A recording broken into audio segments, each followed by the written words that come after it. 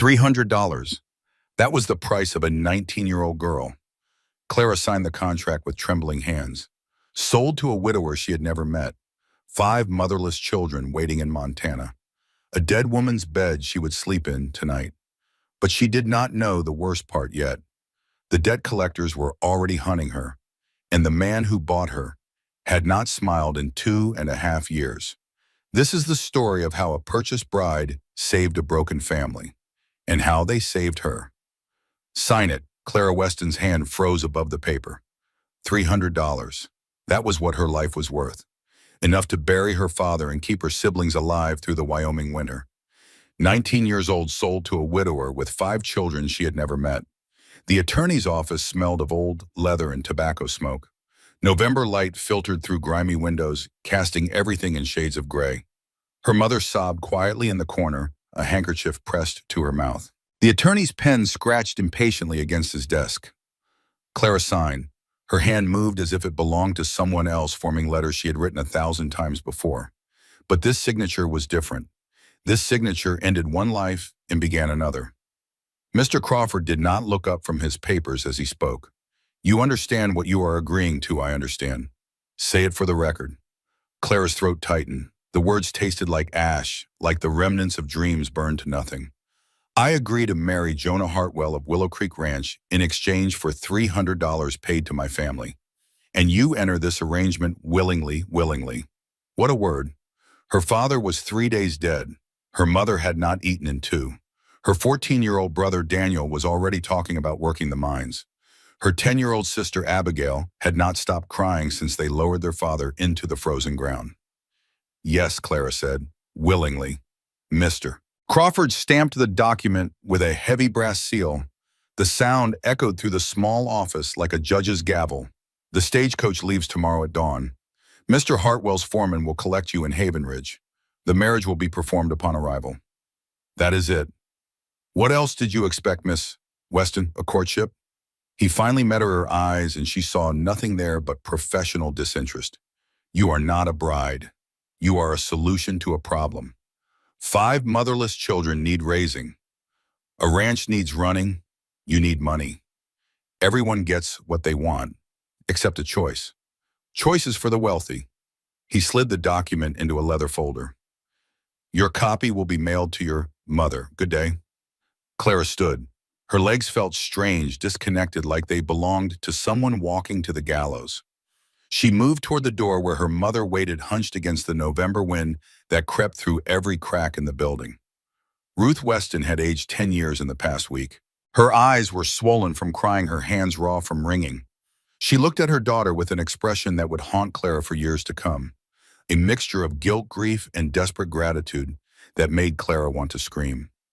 Is it done? It is done. Ruth's face crumpled. Clara, I am so sorry. I am so... Do not. Clara's voice came out harder than she intended, sharp enough to cut. Do not apologize. It does not change anything. If there was any other way, there is not. We both know that. Clara started walking toward their borrowed wagon, her worn boots crunching on the frozen boardwalk. The town of Cheyenne bustled around them, people going about their lives as if the world had not just ended for one 19-year-old girl. Clara, please. She kept walking. She could not stop. If she stopped, she would break, and she could not afford to break. Not yet, not until this was finished. I need to pack. The coach leaves at dawn. That night, Clara sat alone in the bedroom she had slept in since childhood. Tomorrow it would belong to someone else. The new family buying their land had 3 sons. They would probably turn it into storage, filling the space where her dreams once lived, with tools and forgotten things. She owned 1 trunk now. 1. Everything else had been sold weeks ago to pay for medicine that had not worked. Into the trunk went 3 dresses. Her mother's Bible, a worn copy of Jane Eyre, with pages soft from reading, and a daguerreotype of her father from before the sickness hollowed him out. That was it. 19 years of life, and it fit in a single trunk. A knock at the door pulled her from her thoughts. Clara Daniels' voice cracked the way it did lately, caught between boyhood and something harder. Can I come in? It is open. He slipped inside, all gangly limbs and serious eyes. 14 years old and already carrying weight no child should bear. His face was their father's face, the same strong jaw and dark eyes, and looking at him hurt in ways Clara could not name. I heard what you did. It is not a secret. You sold yourself. His voice shook and she heard the tears he was fighting to hold back. For us, you sold yourself to a stranger. I made an arrangement. It is the same thing. Daniel crossed the room in 3 strides, grabbing her shoulders with hands that trembled. Clara, you cannot do this. I will work. I will find something. The mines are hiring and I am strong enough. The mines killed Papa. That was different. He was already sick. Daniel, Clara gripped his wrist, forcing him to look at her. Listen to me. You are 14. Abigail is 10. Mama can barely stand. If I do not do this, you all die. It is that simple. The cold will take you, or the hunger, or the debt collectors who will come when there is nothing left to sell. This is not a choice. This is survival. But what about you? I will survive. She released him, turning back to her packing. I always do. You do not even know him. This Hartwell. He could be cruel. He is a widower with 5 children who needs someone to care for them. He is not buying a wife. He is hiring a mother. Clara closed her trunk with a decisive click. The attorney said his reputation is solid, fair with his workers, devoted to his children. That is more than many women get. It is not enough. It is what there is. Daniel stood there, fists clenched at his sides, tears streaming down his face.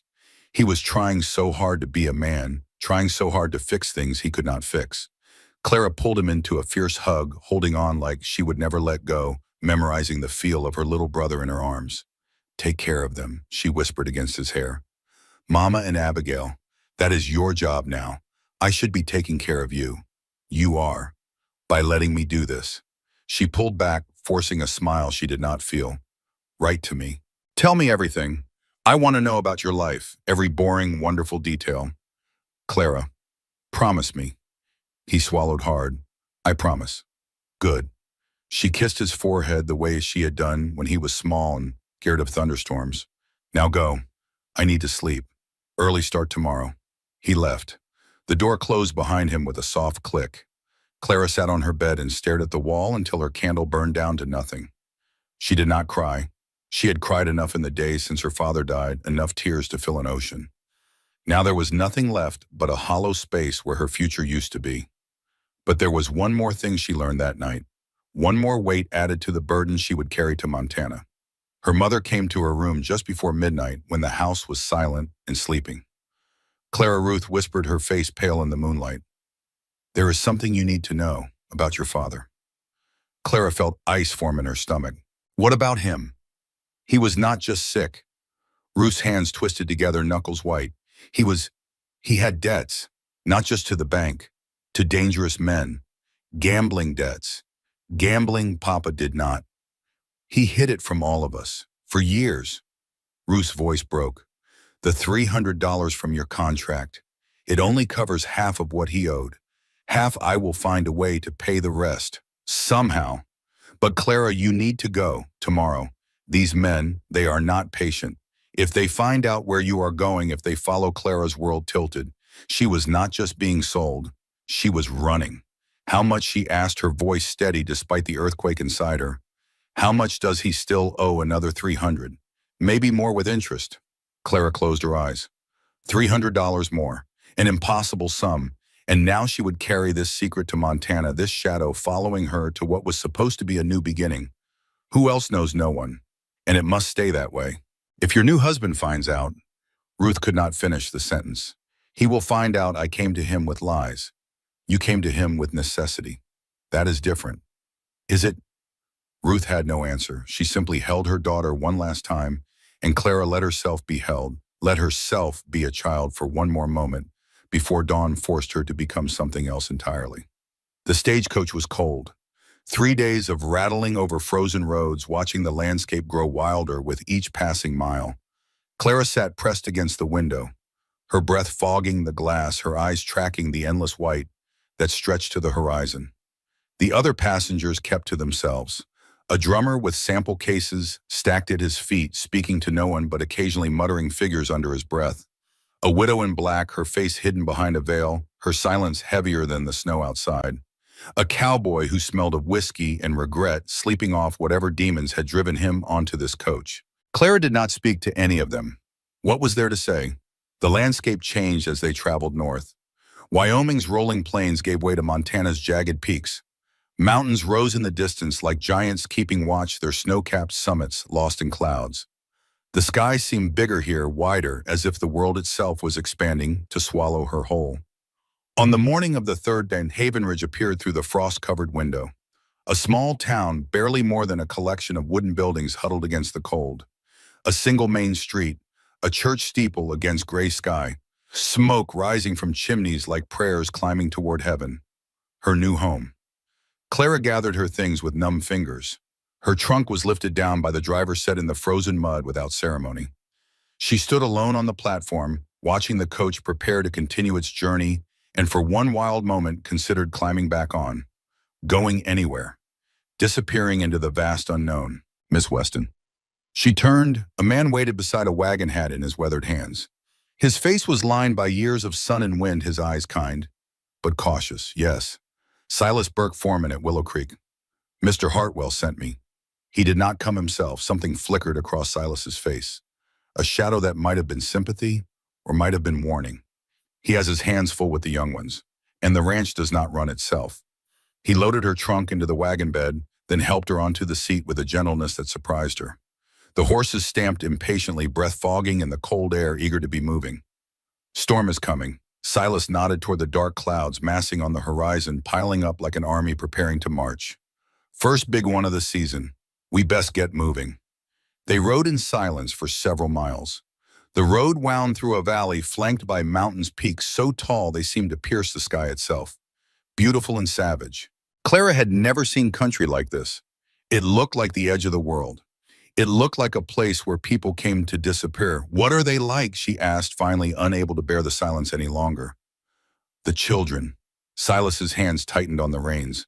His jaw worked for a moment before he spoke, as if choosing each word with care. Henry is 9, acts like he is 40. Been trying to run that household since his mama died. Works himself sick, that boy. Never stops moving, never stops trying to fill shoes too big for anyone to fill. And the others, Lily is 7. Silas paused, and Clara saw pain flash across his weathered face. She does not talk. Not since she watched her mama die. Held her hand right there at the end. Watched her stop breathing. Has not spoken a word since. Clara's chest tightened. 7 years old watching your mother die. Samuel is 5. Good boy, but gets lost in the shuffle. Angry all the time and nobody knows why. Violet is 3.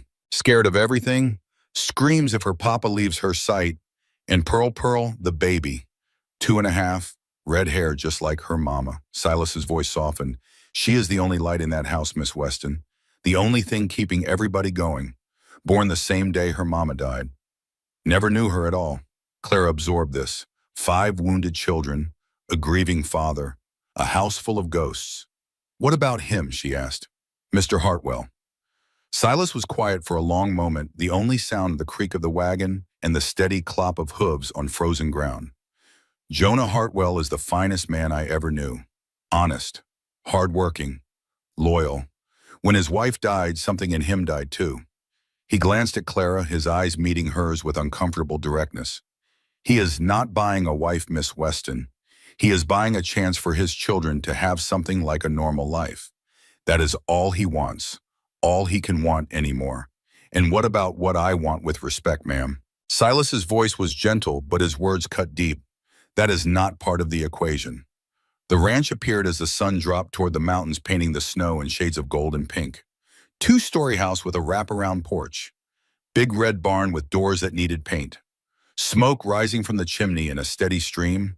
Fences stretching toward the horizon, marking boundaries of land and livestock, and a life Clara could not yet imagine. Before the wagon stopped, the front door burst open. A little girl 3 years old stood on the porch, dark curls framing a pale face, enormous brown eyes, thumb jammed firmly in her mouth. She froze when she saw Clara, her small body going rigid with a mixture of fear and curiosity. That is Violet. Silas said it quietly, almost a warning. Do not expect much from her. She does not warm up to strangers. Clara climbed down from the wagon. Her legs ached from days of travel. Her heart pounded against her ribs. She walked slowly toward the porch, each step bringing her closer to a future she had not chosen. She crouched to Violet's level, bringing their eyes to the same height.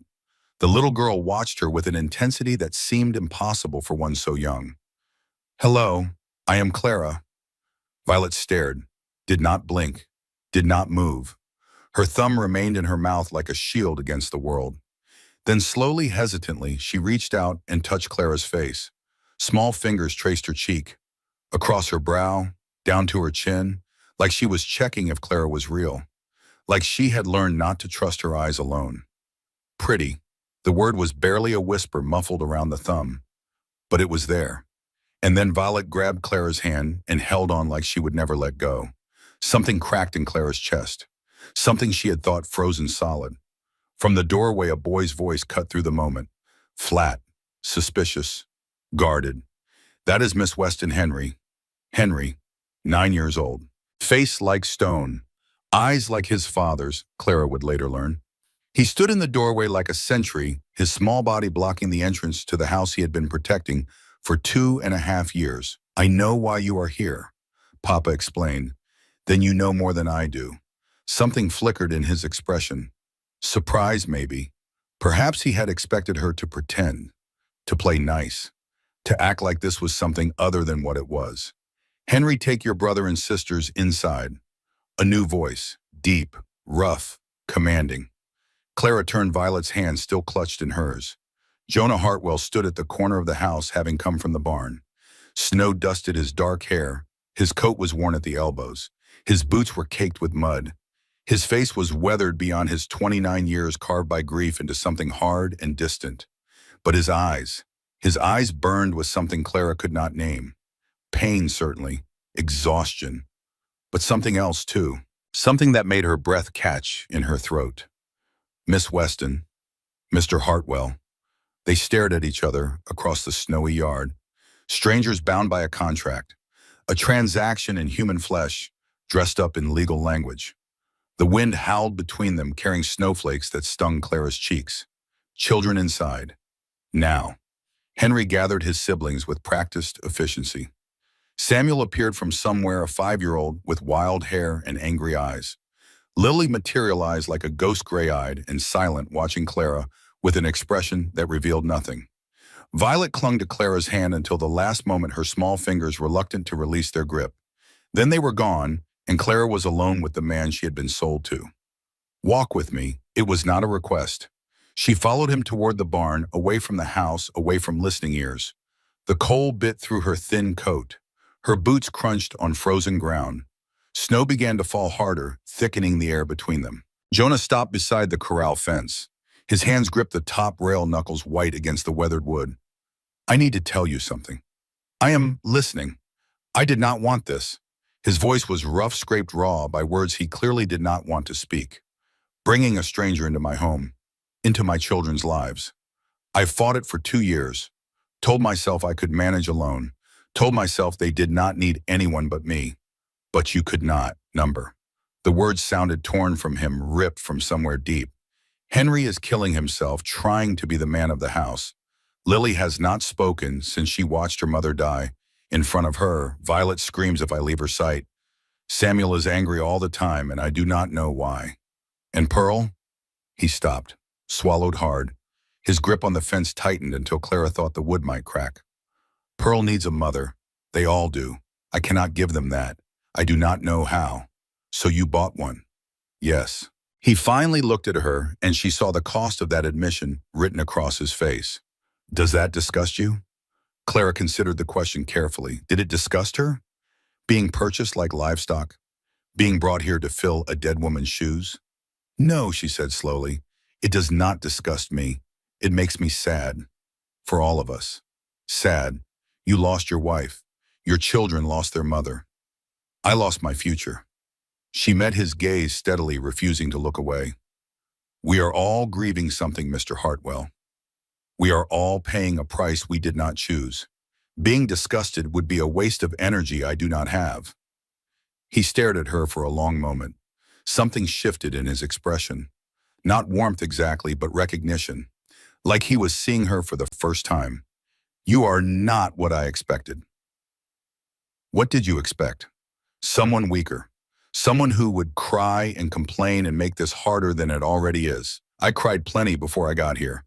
Clara turned to face the mountains, the gathering storm, the wild country that was now her home. I do not have any tears left. So here is what I need to know.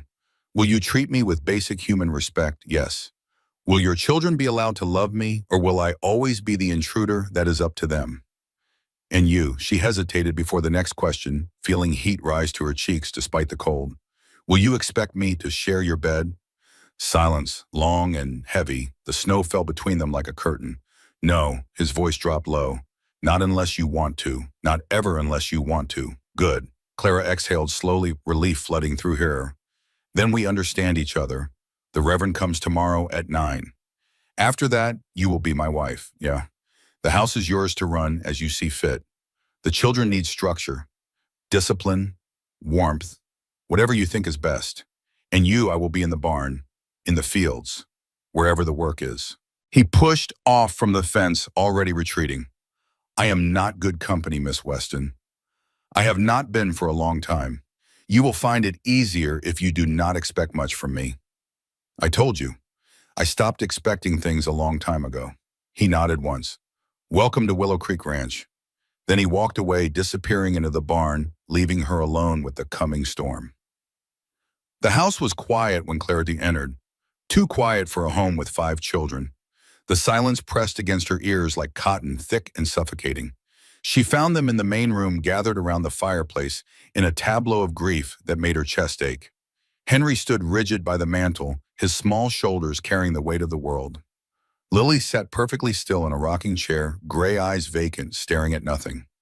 Samuel lay on the floor with a carved wooden horse, but he was not playing, just holding it against his chest like a talisman. Violet had wedged herself into a corner, thumb in mouth, watching everything and everyone. And in a cradle by the hearth, a baby with red curls and her mother's blue eyes slept peacefully. Pearl, the one who would never remember her mother, the only light in a house full of shadows. I am hungry. Samuel's voice broke the silence. When is supper? Henry's face tightened with familiar responsibility. I will make something. Oh, Clara moved toward the kitchen, her decision made before she fully understood it. I will do it. Henry, show me where things are. I do not need help. I did not say you did. I said show me where things are. Clara kept her voice calm but firm. This is my job now. Let me do it. Henry's jaw clenched. For a moment she thought he would refuse. His eyes burned with something that might have been resentment or might have been desperate hope. Then something in him crumbled just slightly and he nodded. The kitchen was well stocked but chaotic. Signs of a household without direction, without a guiding hand. Clara found flour and potatoes, preserved vegetables, and salt pork. Simple ingredients. She could work with this. There are eggs in the coal cellar. Henry's voice was grudging, each word pulled from him like a splinter. And butter. Mrs. Foster brought bread yesterday. That is a good start.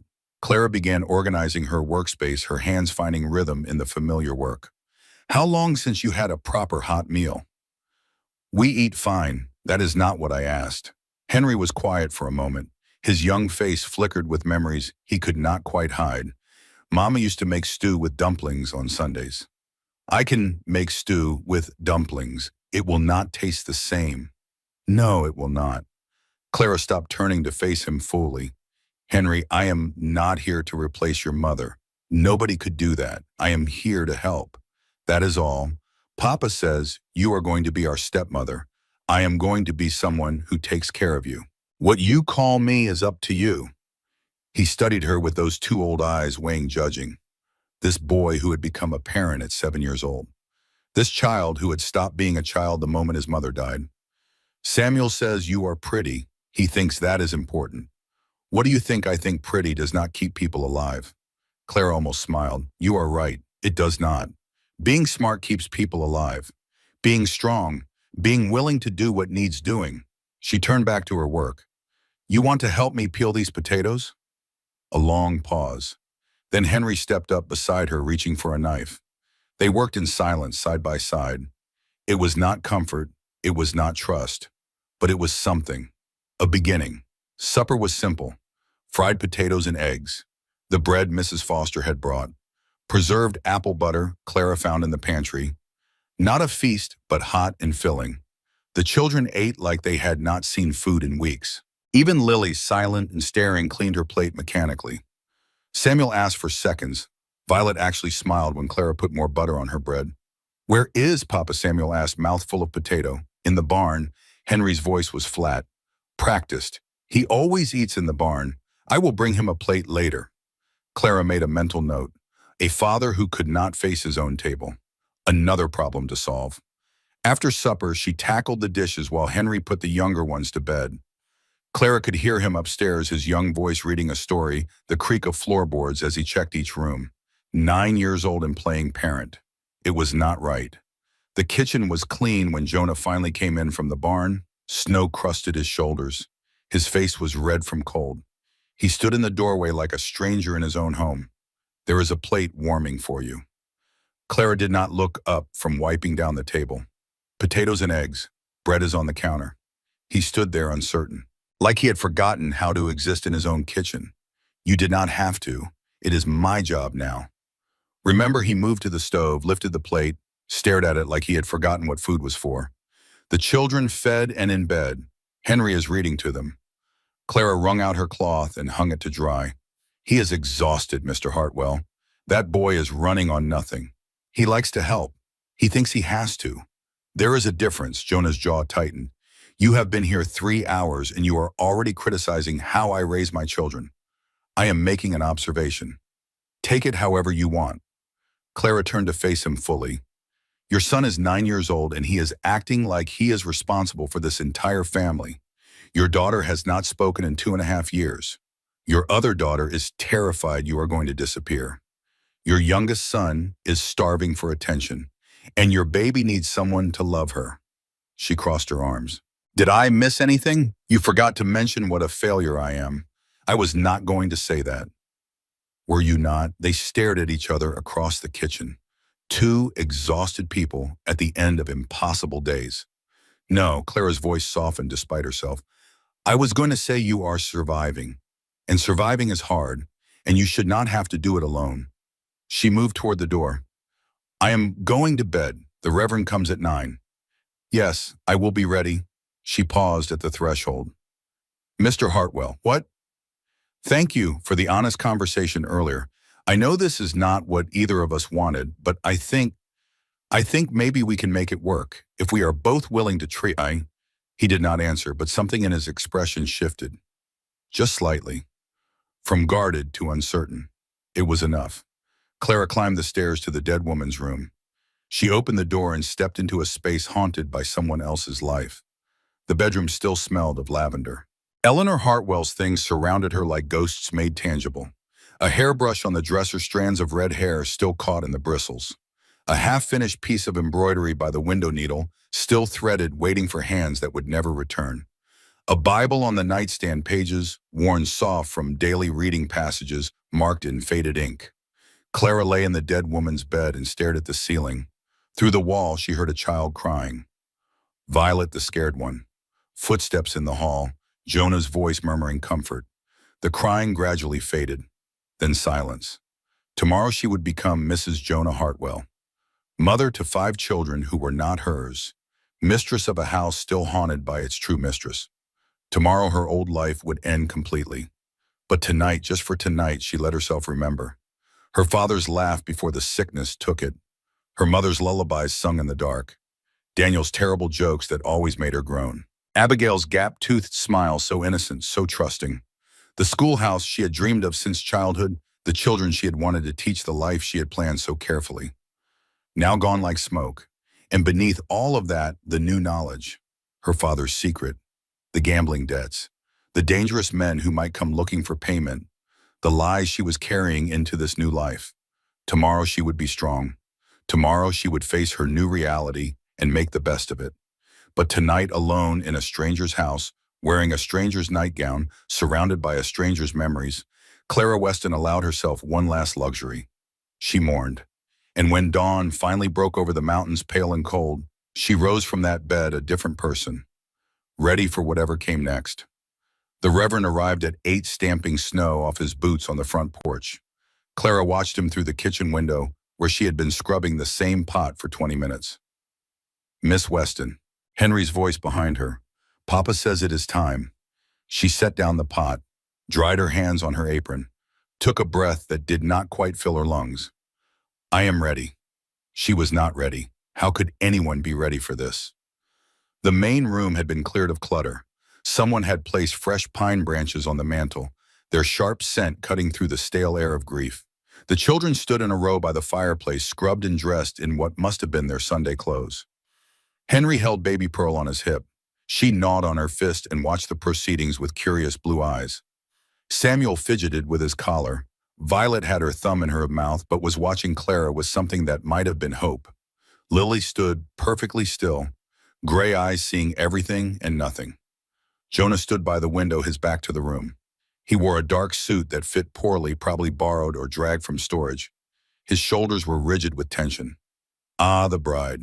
Reverend Hamas was a portly man with kind eyes and a voice that carried.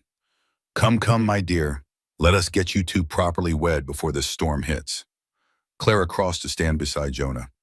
He did not look at her. Dearly beloved, the Reverend began, we are gathered here in the sight of God to join this man and this woman in holy matrimony. The words washed over Clara like water. She heard them without processing. Something about honor, something about cherish, something about till death do us part. Death had already parted this family once. It hung in the room like a presence. That other woman, that other wife, whose place Clara was taking. Do you, Jonah James Hartwell, take this woman to be your lawfully wedded wife? Jonah's jaw tightened. I do. And do you? Clara Ann Weston, take this man to be your lawfully wedded husband? Clara's voice came out steadier than she expected. I do. Then by the power vested in me by God in the Montana Territory, I pronounce you man and wife. The Reverend closed his Bible. You may kiss the bride. Silence. Jonah turned to face her for the first time. His eyes were unreadable. He leaned forward, and for a terrible moment, Clara thought he might actually kiss her properly. Instead, his lips brushed her cheek. Quick. Impersonal. Done. Congratulations, Mr. and Mrs. Hartwell. The Reverend was already reaching for his coat. I best be going before the weather turns. God bless this union. And just like that, it was over. Clara Weston was gone. In her place stood Clara Hartwell, wife, stepmother, stranger in a strange land. The Reverend left. The door closed behind him. The room fell silent except for the pop and crackle of the fire. Well, Jonah said, that is done. Such romantic words. Clara might have laughed if she had remembered how. Papa, Samuel tugged at his father's coat. Does this mean she is our mama now? She is your stepmother. What is the difference? Jonah opened his mouth, then closed it. He looked at Clara helplessly. The difference, Clara said carefully, is that I did not give birth to you. But I am going to take care of you just the same. Is that all right? Samuel considered this with all the seriousness of a 5-year-old contemplating a great philosophical question. I guess. Can you make pancakes? I can make pancakes. Mama used to make pancakes with honey. Then I will make them with honey. Samuel nodded, apparently satisfied. He wandered off to play the profound event of his father's remarriage, already forgotten in the face of more important concerns, like pancakes. Violet had not moved from her spot by the fireplace. She still had her thumb in her mouth, but her eyes tracked Clara's every movement. Clara crouched to her level. Are you all right? The little girl removed her thumb long enough to whisper, You stay. Yes, I am staying, promise. The word hit Clara like a physical blow. This child had already lost one mother. She was terrified of losing another. I promise. Violet nodded solemnly. Then she crossed the space between them and climbed into Clara's lap, curling up like a kitten, seeking warmth. Her small body trembled slightly. Clara held her. What else could she do?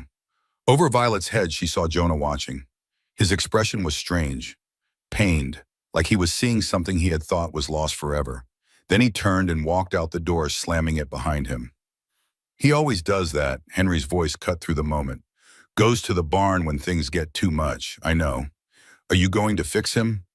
Clara looked at the boy, 9 years old, carrying the weight of the world, asking her to perform miracles.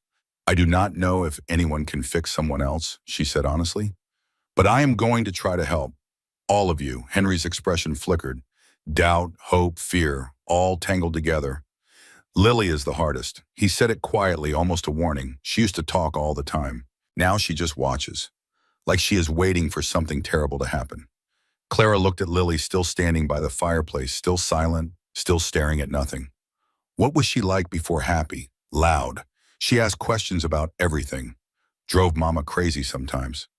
Henry's voice cracked. She was right there when Mama died. Held her hand, watched her stop breathing. Clara's chest tightened, and no one could get through to her after Papa tried. The doctor tried. Reverend Thomas prayed over her. Henry shrugged, but the gesture was too casual, too practiced. Nothing works. She is just gone, even though she is still here. Clara gently shifted Violet off her lap. The little girl whimpered in protest but allowed herself to be settled into a chair. Then Clara crossed to where Lily sat. The girl did not react, did not look up, did not acknowledge Clara's presence in any way. Clara sat down on the floor beside the rocking chair, not touching, not demanding, just present. I am not going to ask you to talk, Clara said softly. I am not going to try to fix you or pray over you or tell you everything is going to be all right. I am just going to sit here with you. That is all. Nothing, no response, no flicker of awareness. But Clara noticed Lily's hand resting on the arm of the chair. Relaxed slightly. Just a fraction, just enough. It was something. That night after the children were finally in bed and the house had settled into an uneasy quiet, Clara sat alone by the dying fire. Sleep would not come. Every time she closed her eyes, she saw her father's face, her mother's tears, the contract with her signature at the bottom, the mountains of Montana rising like prison walls. And beneath all of that, the secret, the debt collectors who might come, the lies she was carrying. She did not hear Lily approach, did not sense her presence until a small hand touched her arm. Clara looked up. Lily stood beside her chair, gray eyes wide in the firelight. She was wearing a nightgown too big for her, probably a hand-me-down. Her feet were bare on the cold floor. You should be in bed. No response. You should not be up so late. Lily just stared at her. Then slowly, deliberately, she sat down on the floor beside Clara's chair. They sat like that for a long time. The fire crackled down to embers. The wind howled outside. The house creaked and settled around them. Then Lily's hand reached out and found Clara's. Small fingers wrapped around larger ones, holding on with a strength that seemed impossible for one so young. Clara did not move, did not speak, just held on. They stayed that way until dawn began to lighten the windows, until the first gray light crept across the floor, until the house began to stir with the sounds of waking children. Lily stood then. She looked at Clara with those gray eyes that had seen too much. She did not speak. But her hand squeezed Clara's once before she released it and walked away, disappearing into the shadows of the hall. Clara watched her go, and she knew with sudden certainty that the key to healing this family lay in the silence of a 7-year-old girl. Whatever Lily was holding inside, whatever words she could not speak, whatever grief had locked her voice away, Clara would find a way to reach her. She had to, because this family was hers now, for better or worse, till death do them part. And Clara Weston now, Clara Hartwell, had not come this far just to fail. 1 week after the wedding they came. Not the debt collectors. Not yet. Someone worse in a way. Someone who could hurt her with smiles and sympathy and thinly veiled contempt. Clara was hanging laundry in the cold morning air when a wagon appeared on the road. A woman sat at the reins, bundled against the weather. Behind her, a younger woman clutched the seat with gloved hands. Visitors. Clara watched them approach, a cold knot forming in her stomach. The older woman was perhaps 50, with a face that might have been handsome once, but had curdled into something sharp and assessing. Her eyes swept over Clara like a butcher appraising a cut of meat. The younger woman was around 24. Pretty in a conventional way, with calculating eyes that lingered too long on the house, on the land, on everything Clara now called home. Mrs. Hartwell. The older woman emphasized the title in a way that made it sound like an insult. How lovely to finally meet you. I am Harriet Aldridge. This is my daughter, Cecilia. Clara wiped her hands on her apron. Mrs. Aldridge. Miss Aldridge. How kind of you to visit. Harriet stepped down from the wagon without waiting for assistance. She was already looking past Clara toward the house, toward the windows where small faces might be watching. We heard Jonah had, well, she smiled, showing too many teeth. We wanted to check on the family, make sure everything was satisfactory. As you can see, we are well.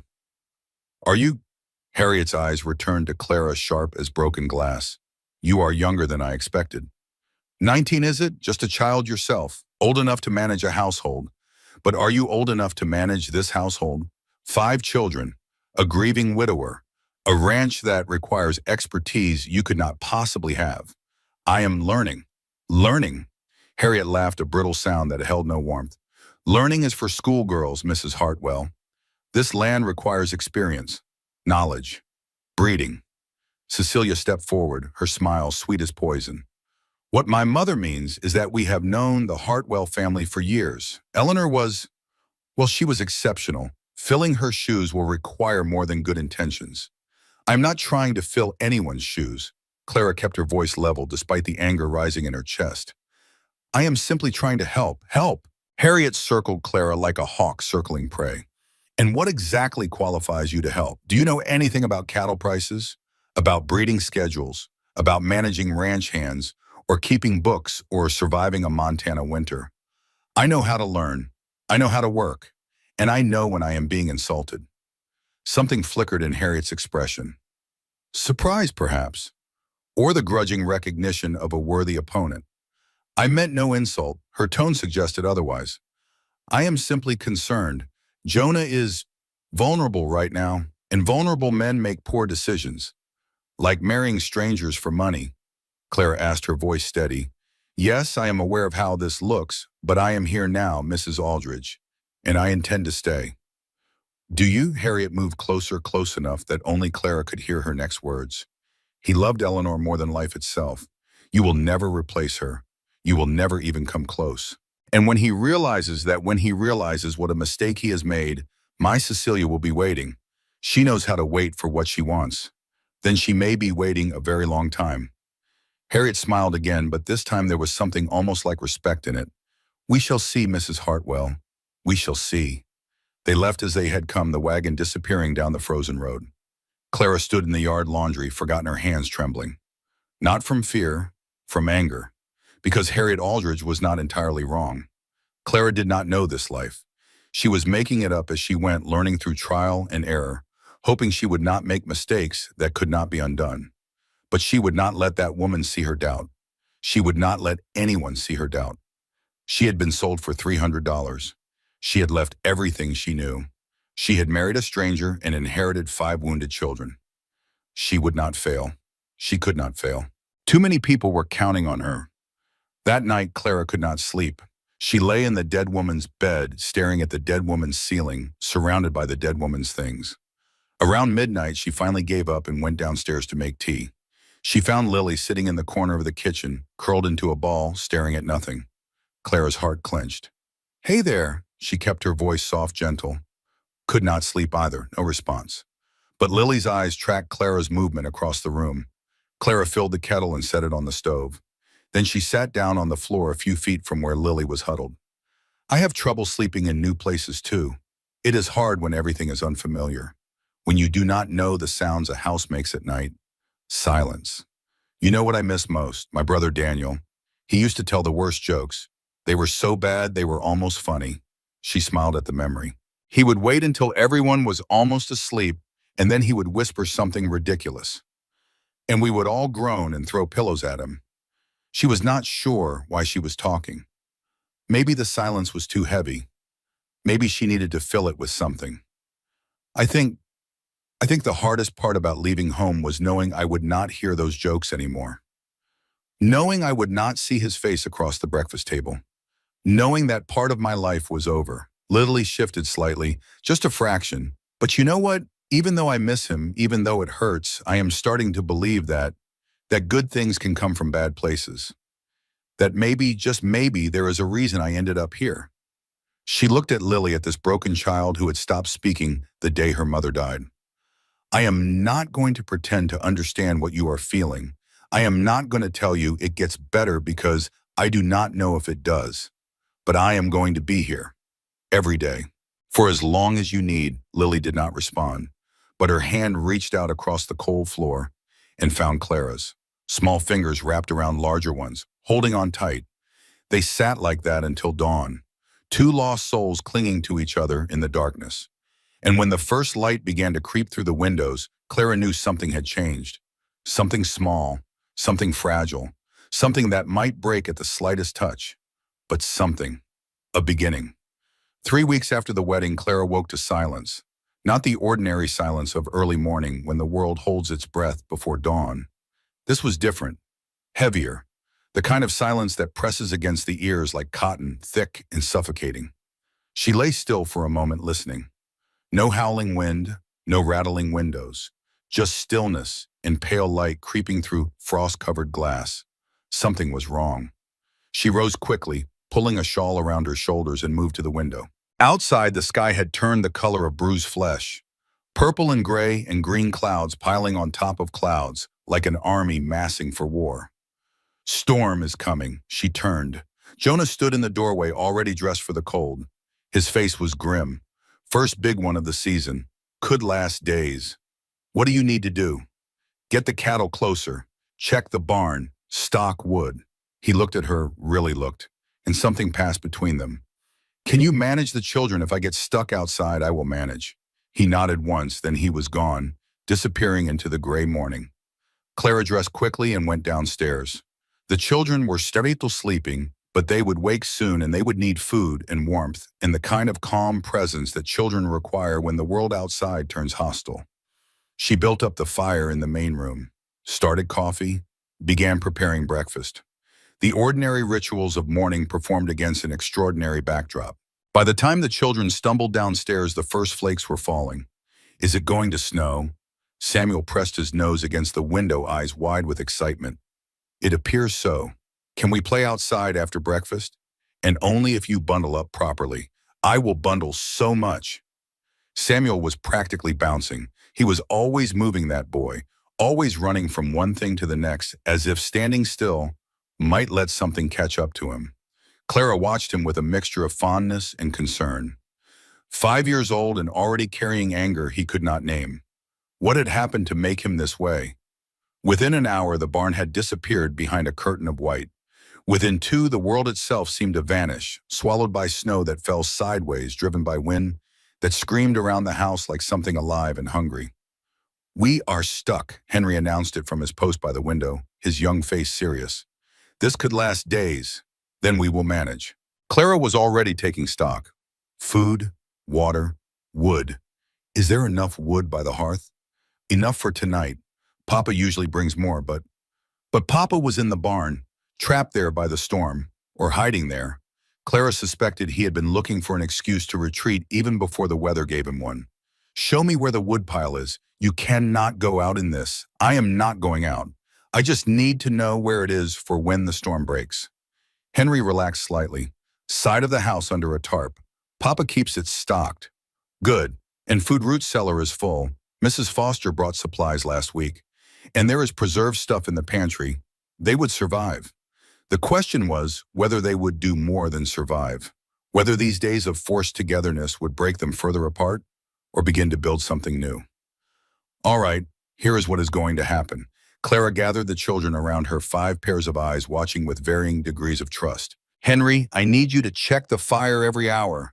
Make sure it does not get too low. Can you do that? Yes, ma'am. Samuel, your job is to keep your sisters entertained. Games, stories, whatever you can think of. Samuel puffed up importantly. I can do that. Good. Violet, I need you to help me with baby Pearl. Can you hand me things when I ask? Violet nodded, thumb still firmly in mouth, but her eyes were bright. And Lily, Clara paused. The silent girl stood apart from the others, gray eyes watching, always watching. Lily, I am going to put you in charge of watching for breaks in the storm. If you see the snow letting up even a little, you come tell me. All right, no verbal response. But Lily's head turned slightly toward the window. She was listening. Tasks assigned in, Clara headed for the kitchen. There was bread to bake, soup to make, a household to run, no time for self-pity, No time for regret, just work. The first day passed in a blur of activity. Clara kept everyone fed, kept the fires burning, kept the children occupied with games and stories and small tasks that made them feel useful. Jonah did not appear.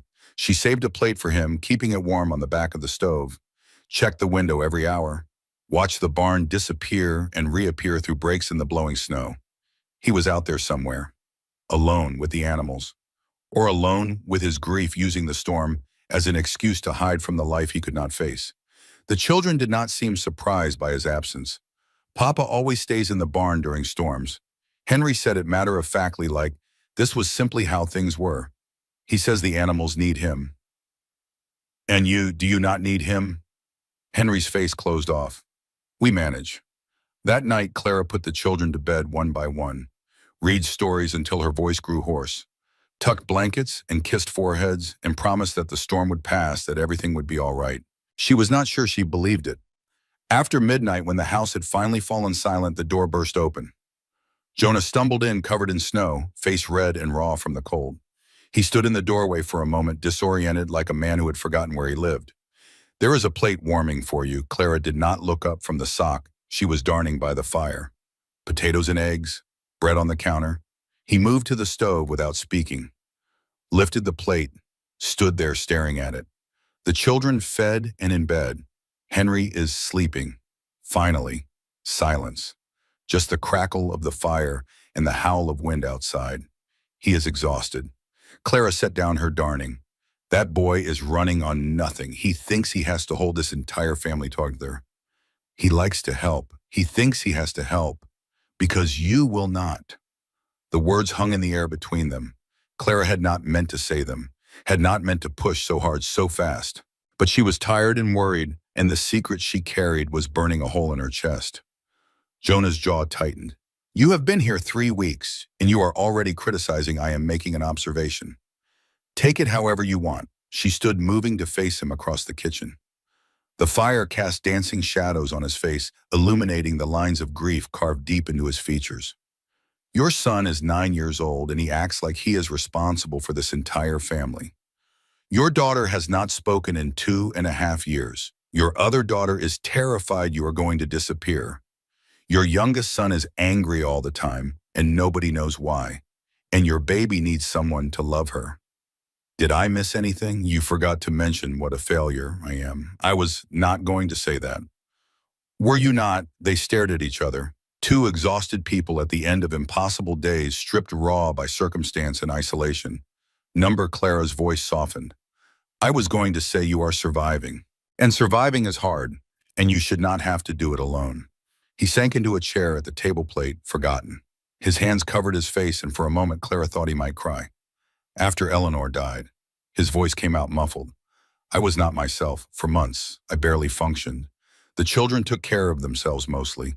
Henry did what he could. He lowered his hands. His eyes were red. I yelled a lot. At nothing. At everything. The rage just came out of nowhere, and I could not stop it. I never hit them.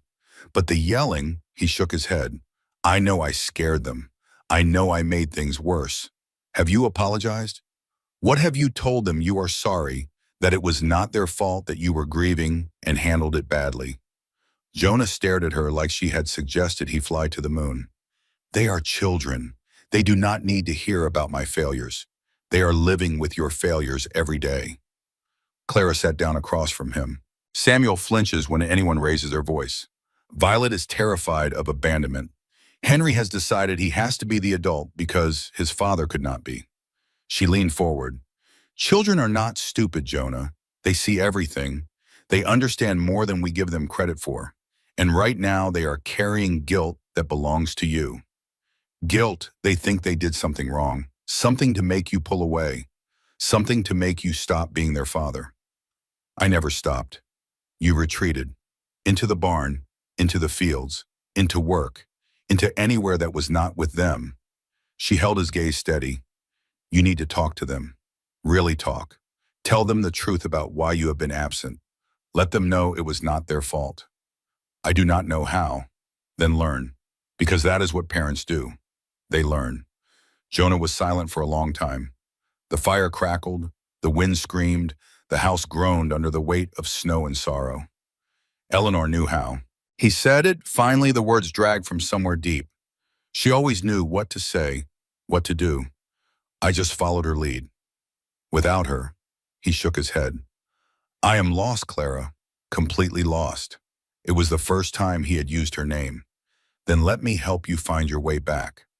He looked at her, really looked, and for the first time Clara saw something other than grief in his eyes. She saw hope. Why, he asked, why do you care? This was supposed to be a business arrangement. You take care of the children. I provide a home. That is all, because your children are already climbing into my heart, and I cannot help them fully unless their father is there too. She held his gaze. Because I know what it is like to lose someone and have to keep going anyway. Because you are not a bad man, Jonah Hartwell. You are a broken man, and broken can be fixed. You really believe that I have to. Otherwise, what is the point? The wind howled, the fire popped, and something between them shifted. Indefinable but real. Not love, not yet, maybe not ever, but understanding, partnership, the beginning of something that might with time become more. We should get some sleep, Jonah said finally. Storm is going to keep us trapped here for a while. Yes, your room, Eleanor's room. Is it all right? I know it must be strange. It is fine. It was not fine. It was uncomfortable and haunted and wrong. But Clara was getting used to things that were not fine. The second day of the storm brought something unexpected. Clara was in the kitchen, elbow deep in bread dough, when Violet appeared at her side. Hungry. Soup is almost ready. Can you wait a few more minutes? Violet considered this with great seriousness. I wait. Good girl. Clara kept kneading and Violet stayed beside her, watching with those enormous brown eyes that seemed to take in everything. Violet, can I ask you something? A tiny nod. What was your mama like? Violet's face crumpled. For a moment, Clara thought she had made a terrible mistake, pushed too hard, too fast. Warm. Violet whispered. She was warm. Warm is good. You warm too. Something cracked in Clara's chest. Would you like to feel? She held out her arms. Violet hesitated. Then slowly, carefully, she stepped into the embrace. Her small body was tense at first, rigid with fear and grief and the expectation of loss. But as Clara held her, the tension began to drain away. Warm. Violet murmured against Clara's shoulder. You warm. They stayed that way for a long moment. The storm raged outside. The bread dough waited. The world reduced to the simple comfort of human touch. When Violet finally pulled back, her eyes were wet, but her expression was calmer. I help with bread. I would like that very much. They made bread together. Violet stood on a chair to reach the counter, her small hands covered in flour. She was clumsy and enthusiastic and terrible at kneading. Clara did not correct her once. The afternoon brought an unexpected visitor to the kitchen. Jonah came in from the barn, stomping snow from his boots. Clara had not expected him until nightfall. Storm is letting up a bit. Thought I would check on things inside. He stood in the doorway uncertain. His eyes found Pearl in her cradle by the hearth, then quickly looked away. Clara had noticed this pattern, the way his gaze would land on his youngest daughter and then flinch away like touching a hot stove, the way he would hand her off to Henry or Clara as quickly as possible, the way he never held her longer than absolutely necessary. She is fussy today. Clara said it casually, not looking up from the vegetables she was chopping. Teething, I think. Jonah made a non-committal sound and moved toward the stove, clearly planning to warm his hands and retreat.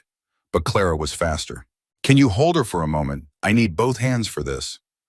Before he could protest, she placed Pearl in his arms.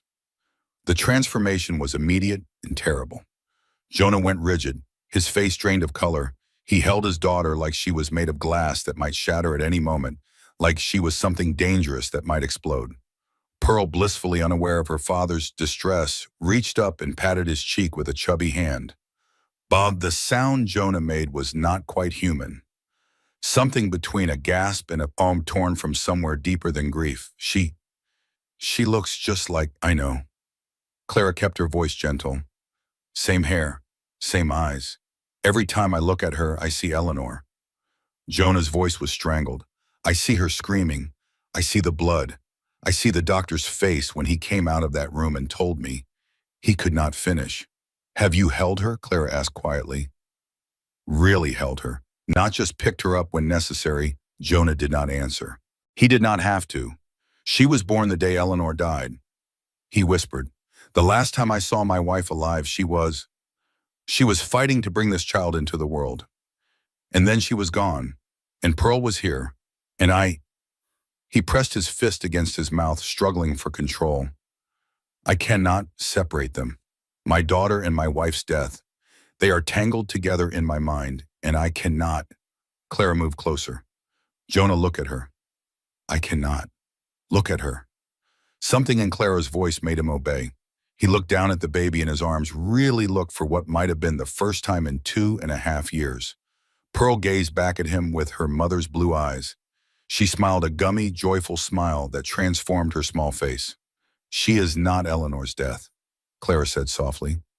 She is Eleanor's gift. The last piece of your wife that lives and breathes and grows. The last part of her that you can still hold. Jonah's face crumpled. A sob escaped him, raw and broken. Pearl reached down again, her tiny fingers finding his cheek. Bah, she said again, patting him. Bah, bah, bah. Something broke in Jonah then. Clara could see it happen, could see the wall crumbling, the dam giving way. He pulled his daughter close, buried his face in her red curls and wept. Great heaving sobs that shook his entire body.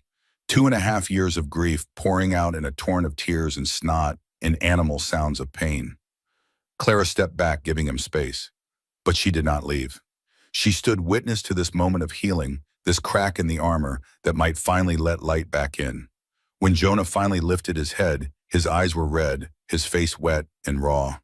She is so small, he whispered. I forgot how small they are. They grow fast. Do not miss it.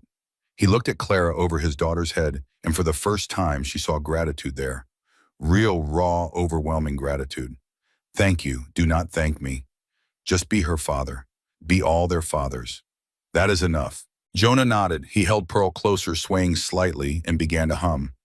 Something soft and low. A lullaby, Clara realized. Something Eleanor had probably sung. The storm continued to rage outside, but inside something was healing. By the third day, the children had exhausted their usual entertainments and were climbing the walls. Clara adapted. She organized games, told stories, taught them to make paper snowflakes and string them across the mantel. She let Samuel bang on pots in the kitchen until even Lily covered her ears. Small victories accumulated. Violet stopped sleeping with her thumb in her mouth. Samuel made it through an entire meal without spilling anything. Henry actually played a game with his siblings instead of supervising them. And Lily remained silent, but she was present now, engaged. She helped with simple tasks without being asked. She played with her siblings instead of just watching them. Once she brushed Clara's hair without prompting, her small fingers gentle and careful. She still did not speak, but she was there. That was what mattered. She is not ready yet, Henry said one evening, finding Clara watching his sister through the kitchen door.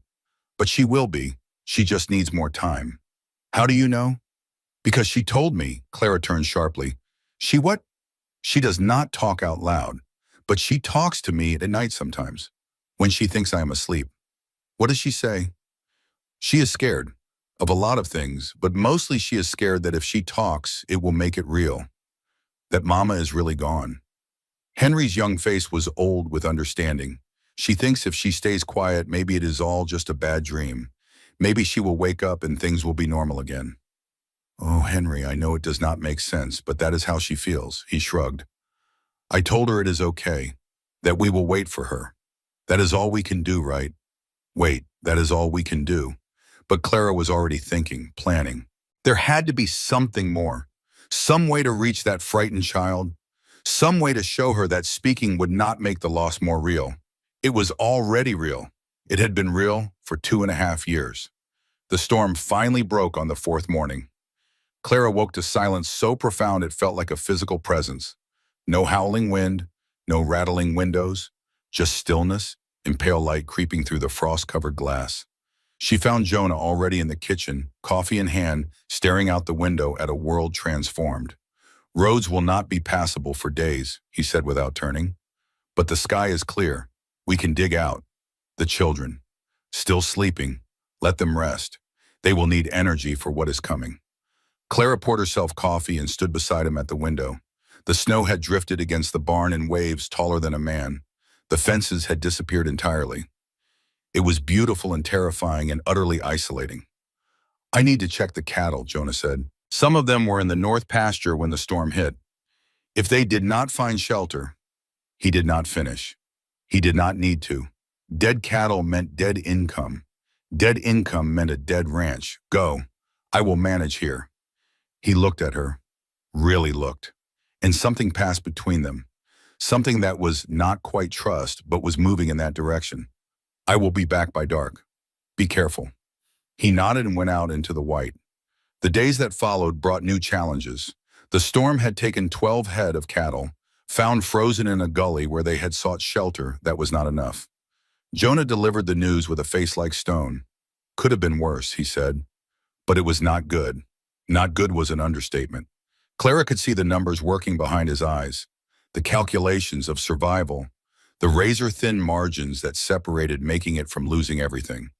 But they did not have time to dwell on losses. Life on a ranch continued regardless of grief or weather or financial ruin.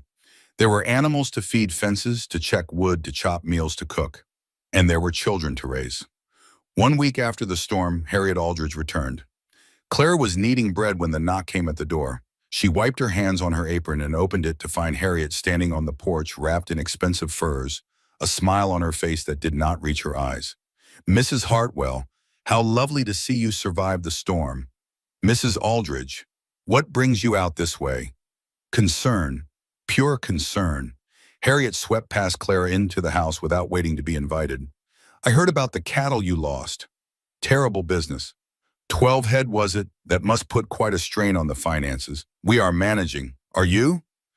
Harriet settled herself on the settee, arranging her skirts with practiced grace. I wonder, a ranch like this barely scraping by even in good years. A widow with 5 children. A new wife with no experience. She looked at Clara with something that might have been pity or might have been triumph. I have also heard other things about you, about your family back in Wyoming. Clara's blood ran cold.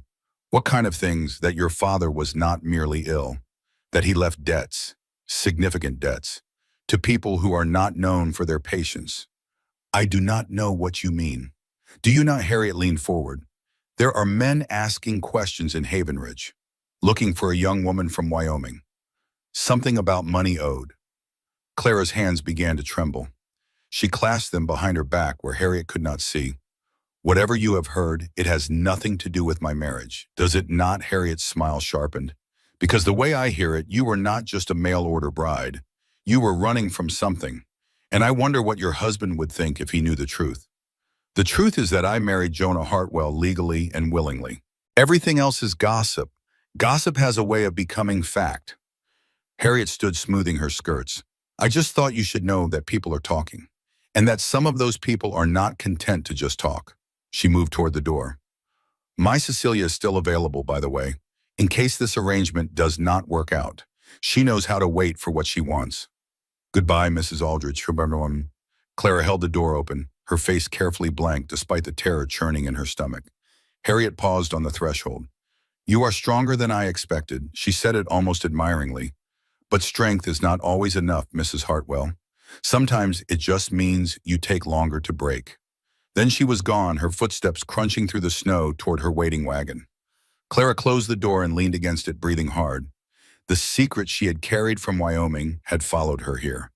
The debt collectors her mother had promised to handle were asking questions, searching. And if they found her, if Jonah found out she had brought this danger to his door, everything she was building could come crashing down.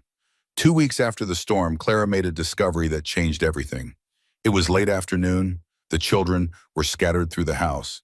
Henry doing homework, Samuel playing, Violet napping, Pearl in her cradle, and Lily at the window watching the snow with those empty gray eyes. Clara was in the kitchen preparing dinner when she began to sing. She did not know what made her do it. Maybe the silence was too heavy. Maybe she needed to fill it with something. But suddenly she was humming, then singing softly a lullaby her mother used to sing. Hush, little baby, do not say a word. She kept working as she sang, did not look toward the other room, did not make it about anything except the song. Mama is going to buy you a mockingbird. Behind her, barely audible, a second voice joined in. And if that mockingbird does not sing, Clara's hands stilled, her breath caught in her throat, but she did not turn, did not stop, just kept singing. Mama's going to buy you a diamond ring. Lily's voice was rusty and uncertain, like a door that had not been opened in years, hinges screaming with disuse. But it was there, real and present and alive. They sang together through the whole lullaby. Clara at the counter, Lily in the doorway, both pretending this was normal, ordinary, not a miracle unfolding in a Montana kitchen. When the song ended, silence returned. Clara finally turned. Lily was crying, silent tears streaming down her face. Her small body trembled like a leaf in the wind. Clara crossed the room slowly, knelt beside her. "Hi, Lily, hi." The word was barely a whisper. "I'm glad you are back." Lily's lower lip trembled. "I was scared." "I know, sweetheart. It is okay to be scared." "Mama died." "Yes, she did." I held her hand. I watched her. I could not stop it. Clara's heart shattered. "That was not your fault. There was nothing anyone could do. I was afraid if I talked, I would forget her voice." Lily sobbed, so I stopped talking so I could still hear her in my head. Clara pulled her close. "You will not forget her. She is part of you. She always will be. Talking will not change that. Nothing will change that." Lily cried until she had no tears left. Clara held her through all of it, rocking gently, murmuring comfort. When it was over, Lily pulled back. Her face was blotchy, her eyes swollen. But something in her expression had changed. Lightened. "Clara." "Yes, sweetheart. Can you teach me that song?" "All the words, Mama used to sing it, but I forgot some parts. I will teach you every song I know." Lily almost smiled. "Okay." It was not everything. It was not healed. But it was a door opening, light flooding into darkness. It was enough. When Jonah came home that evening, Lily met him at the door. "Hi, Papa." He froze, stared at his daughter like he was seeing a ghost. "Lily, I talked to Clara today. We sang a song." Jonah dropped to his knees right there in the doorway, snow still on his boots, cold air rushing into the house. He pulled his daughter into his arms and held on like he would never let go. Over his shoulder, Lily's eyes found Clara's.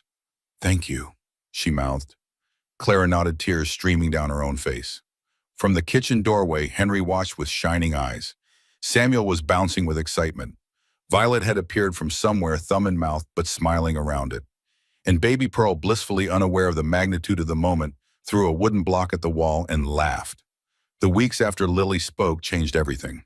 The house that had felt like a tomb began breathing again. Laughter echoed through rooms that had known only silence. Arguments broke out over toys and turns, the normal chaos of childhood that Jonah had thought lost forever. But outside the fragile peace of Willow Creek Ranch, danger was gathering. It came on a cold night in mid-January. Clara had just put the children to bed when she heard hoofbeats approaching. Fast, urgent. She moved to the window. 3 riders emerged from the darkness, their horses steaming in the cold air. Jonah appeared beside her. Who is it? I do not know. But Clara did know. In her gut, in her bones, she knew. The debt collectors had found her. The knock at the door was not a knock. It was a demand. Jonah opened it. 3 men stood on the porch, their faces hard, their eyes harder. The one in front, a man with a scar running down his cheek, smiled. A smile with no warmth in it. "Mr. Hartwell, we are looking for a woman named Clara Weston. I believe she lives here now. That is my wife. Is it?" The man pushed past Jonah into the house. His companions followed. "My name is Marcus Webb, and your wife's father owed me money. A great deal of money." Clara stepped forward. "Whatever my father owed is not my responsibility." "Is it not?" Webb turned to face her, his scarred face twisting into something ugly. $300 your family sent covered half the debt. Half. There is still 300 more owing. Plus interest. Call it 400 total. I do not have $400. No. Webb looked around the room at the furniture, the fireplace, the signs of a working ranch. "But your husband does. Or he could." Jonah moved to stand between Clara and Webb. We lost cattle in the storm. I do not have $400 cash. No one does this time of year. Then we have a problem. Webb's eyes slid to Clara. Unless your wife can pay another way. The implication hung in the air like poison. Something changed in Jonah then. Clara saw it happen, saw the grief and uncertainty fall away, replaced by something harder, something dangerous. He moved so fast Clara barely saw it. One moment he was standing still. The next his fist connected with Webb's jaw, sending the man staggering backward. Get out of my house. Jonah's voice was low and deadly. Get off my land, and if you ever look at my wife like that again, I will make sure it is the last thing you ever see. Webb straightened, wiping blood from his split lip. His companions moved forward, hands reaching for weapons. But another voice cut through the tension. I would not do that if I were you. Silas Burke stood in the doorway, rifle raised, barrel pointed steadily at Webb's chest. 3 against 2, Webb said, and we have more men in town. And I have neighbors, Jonah replied. Men who do not take kindly to strangers threatening women and children. You want to start a war over $400? Silence stretched between them. Webb's eyes calculated odds, weighed options. Spring, he said finally. You pay us by spring. When you sell your cattle, $400, not a penny less. You will get your money. We had better. Webb moved toward the door, his men following. Because if we do not, we will take it out of something other than cash. They left. The sound of hoofbeats faded into the night. Clara stood trembling in the middle of the room. I am sorry. The words came out in a rush. I should have told you. About my father. About the debt. I was afraid you would send me away. I was afraid. Jonah crossed the room and pulled her into his arms. Stop, but stop. He held her tight. I bought you with money. I am hardly in a position to judge anyone for doing what they had to do to survive. You are not angry. I am furious. But not at you, at them, at this situation, at a world where people like us have to make impossible choices just to stay alive. He pulled back to look at her. We will find a way, Clara. We will pay them off and be done with it. That is what families do. They find a way. Families, that is what we are now. He said it like it was obvious, like it was simply fact. Whatever we started as, that is what we have become. Clara stared at him. This man who had been a stranger, then a partner, then something more.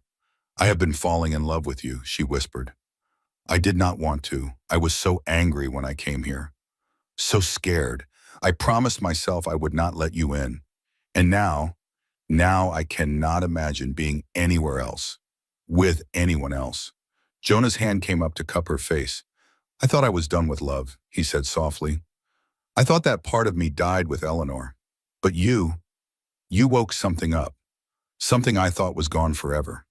He leaned down and kissed her. Not the perfunctory kiss from their wedding, not a brush of lips against her cheek, a real kiss, deep and tender and full of promise. When they finally pulled apart, both breathing hard, Clara pressed her forehead to his. What happens now? Now we survive the winter. We pay off these men in the spring. We raise these children. We build a life together. It was not a declaration of eternal love. It was not a fairy tale ending, but it was real, and it was theirs. And for now, that was enough. The storm of the past weeks had passed, but Clara knew more storms were coming. The debt still loomed. Harriet Aldridge still schemed. The fragile peace they had built could still shatter. But for the first time since she had signed that contract in Wyoming, Clara felt something she had thought lost forever. Hope. Not the desperate hope of survival, not the grim hope of endurance. Real hope. For a future. For a family. For love. She looked around the kitchen at the evidence of the life she was building, at the bread rising on the counter, at the soup simmering on the stove, at the sounds of children's laughter drifting down from upstairs. This was her home now. These were her people, and she would fight for them, whatever it took, whatever the cost, because some things were worth fighting for. And family, Clara was learning, was the most precious thing of all.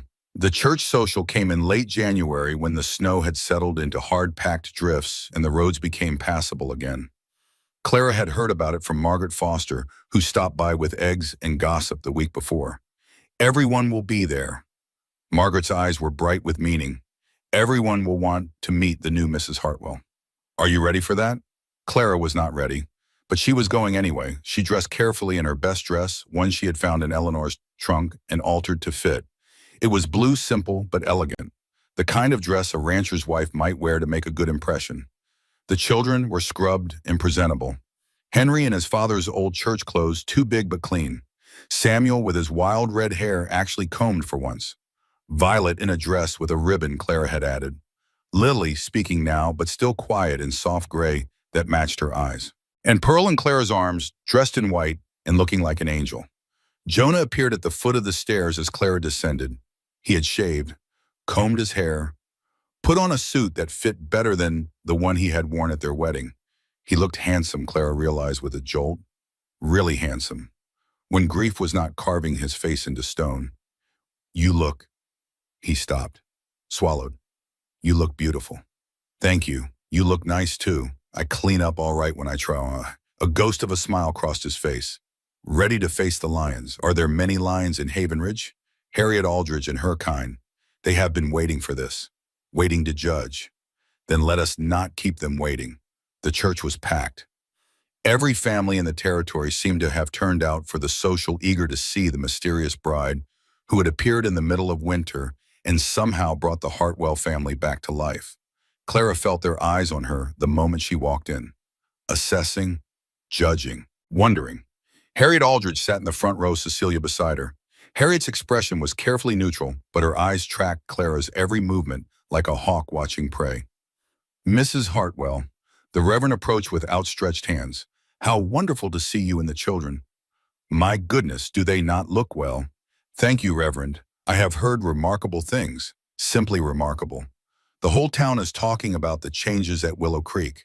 We are just doing our best, and your best is clearly quite good. He beamed at the children. Lily, my dear, how lovely to see you smiling. Lily ducked behind Clara's skirts, but she was indeed smiling.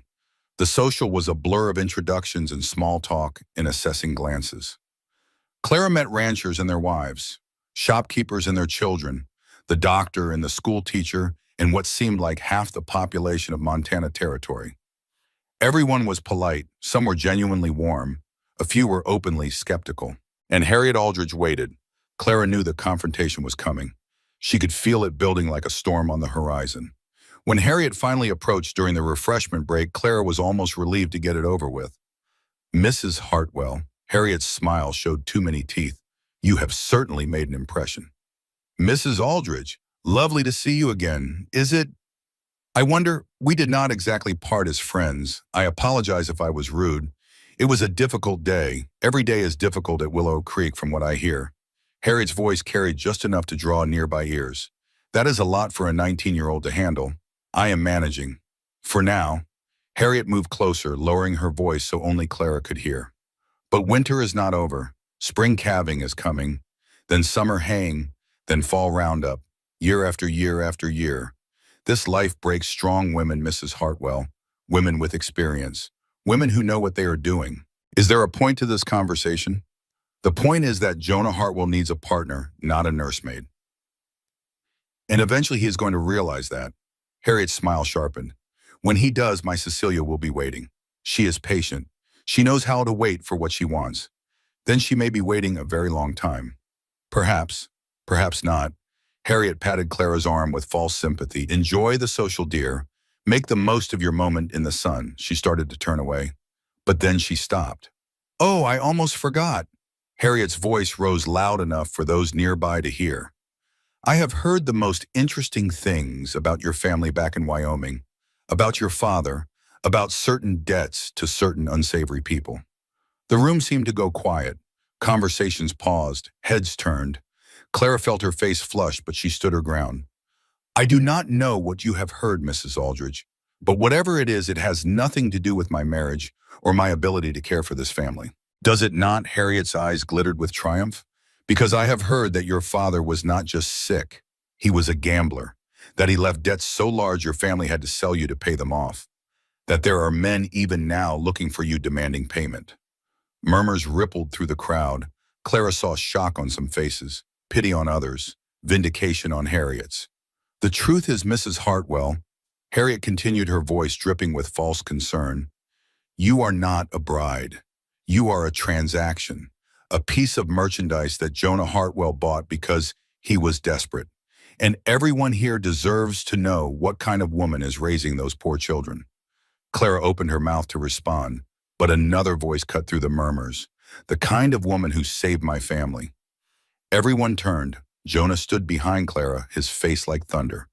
But his voice was steady. Yes, my wife came here as part of an arrangement. Yes, her family had debts. Yes, I paid money for her to come to Willow Creek. He moved to stand beside Clara, taking her hand in his. But do you know what that woman has done since she arrived? He looked around the room, meeting eyes daring anyone to look away. She took a house full of grief and turned it into a home. She took children who had forgotten how to laugh and taught them joy again. She took a man who was drowning in darkness and gave him a reason to live. His hand tightened on Clara's.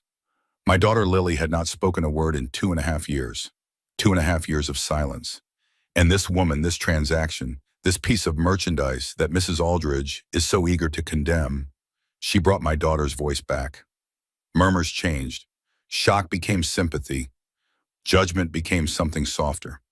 So yes, Jonah continued, I bought my wife. I am not ashamed of it, because that decision was the best thing I ever did, the smartest thing I ever did. And I will spend the rest of my life being grateful that Clara Weston was willing to take a chance on a broken man and his broken family. He turned to face Clara fully. I love you. He said it clearly, loudly, so everyone could hear. I did not expect to. I did not want to. But I do, and I do not care who knows it. The room was silent. Clara could feel every eye on them, could feel Harriet's fury radiating from across the room. But she did not care. I love you too, she whispered. Then louder. I love you too, Jonah smiled, a real smile full and bright that transformed his face. Then he kissed her. Right there in the middle of the church social, in front of the entire town, in front of Harriet Aldridge and her scheming daughter and everyone who had ever doubted or judged or whispered behind their hands. He kissed her like she was the only person in the world. When they finally broke apart, Clara saw Margaret Foster wiping tears from her eyes, saw the Reverend smiling broadly, saw Harriet Aldridge's face twisted with fury as she gathered her daughter and swept toward the door. But most importantly, she saw the children. Henry was grinning, actually grinning, looking more like a boy than he had in years. Samuel was bouncing with excitement. Violet had her thumb in her mouth but was smiling around it. Lily was holding Pearl, both of them watching with shining eyes. Her family, her home, her life. And no one, not Harriet Aldridge, not debt collectors from Wyoming, not the ghosts of the past or the fears of the future could take that away from her. Spring came slowly to Montana. The snow melted in fits and starts, turning the ranch into a muddy mess that tracked through the house, no matter how often Clara scrubbed the floors. The cattle grew restless, sensing the change in seasons. And the deadline loomed, $400, due when the cattle went to market. Marcus Webb and his men had not returned since that night in January. But Clara knew they were out there, waiting, watching. And she knew that if Jonah could not pay, they would come back. And this time, there might not be a peaceful resolution. We will make it, Jonah told her one evening, going over the books at the kitchen table. The cattle prices are holding steady. We have enough head to cover the debt and still have some left over. And if prices drop, they will not.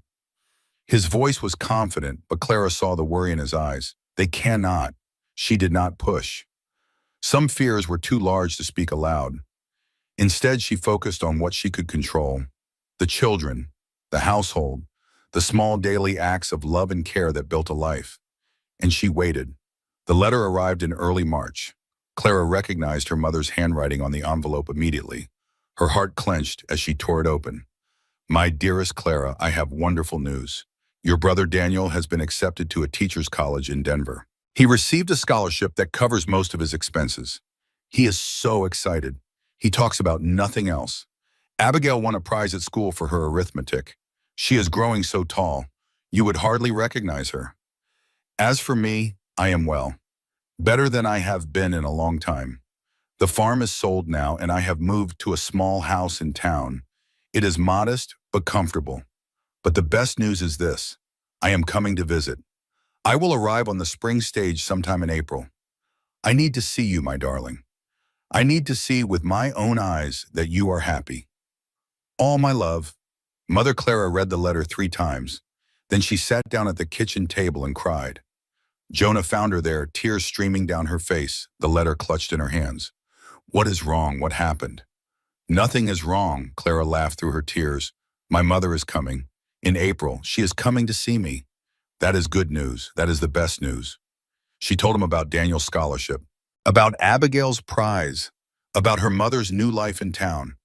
"They are going to be all right," Clara said, wonder in her voice. "After everything, after all the fear and sacrifice and pain, they are going to be all right because of you," Jonah said quietly, "because of what you did, what you gave up." Clara shook her head. "I did not give anything up. I found something. Something I did not even know I was looking for." She looked around the kitchen, at the bread rising on the counter, at the pot simmering on the stove, at the sounds of children playing drifting in from outside. "I found a home." Ruth Weston arrived on a Tuesday in late April, stepping off the stagecoach into Montana sunshine. Clara barely recognized her. Her mother had always been a strong woman, but grief and worry had worn her down to a shadow. Now, though still thin, she stood straighter. Her eyes were clearer. The haunted look was gone. "Look at you." Ruth pulled Clara into a fierce embrace. "Look at what you have become. I am just me, Mama." "No, you are more." Ruth pulled back, studying her daughter's face. "You are happy, truly happy. I can see it. I am, and the husband. He treats you well. He treats me like I am precious." Tears welled in Ruth's eyes. "I was so afraid, Clara. When we sent you away, I was so afraid I had destroyed your life. You saved it." Clara took her mother's hands. "You did what you had to do, and it led me here." The visit lasted a week. Ruth met the children and fell in love with each of them. She spent hours talking with Jonah about the ranch, the future, the plans they were making. She held baby Pearl and cried, remembering her own babies, remembering all the years that had passed so quickly. "They miss you," Ruth said one evening, sitting with Clara by the fire after everyone else had gone to bed. "Daniel and Abigail, they talk about you all the time. I miss them too, but this is my home now, I know." Ruth took Clara's hand. "I came here prepared to take you back if you were not happy. I had a whole speech planned about how you had suffered enough, about how you deserved to come home." She squeezed Clara's fingers. "But I see now that you are home, that these children need you, that this man loves you in a way I rarely see." Ruth's voice cracked. "I am proud of you, Clara, prouder than I have ever been of anything. I was so angry when I left," Clara admitted. "So scared. I thought you had betrayed me, sold me, thrown me away. I would have done anything else if I could have. I know that now." Clara met her mother's eyes. "I forgive you. I forgave you a long time ago. I just needed you to know." Ruth broke down, then sobbing in a way Clara had never seen. Years of guilt finally finding release.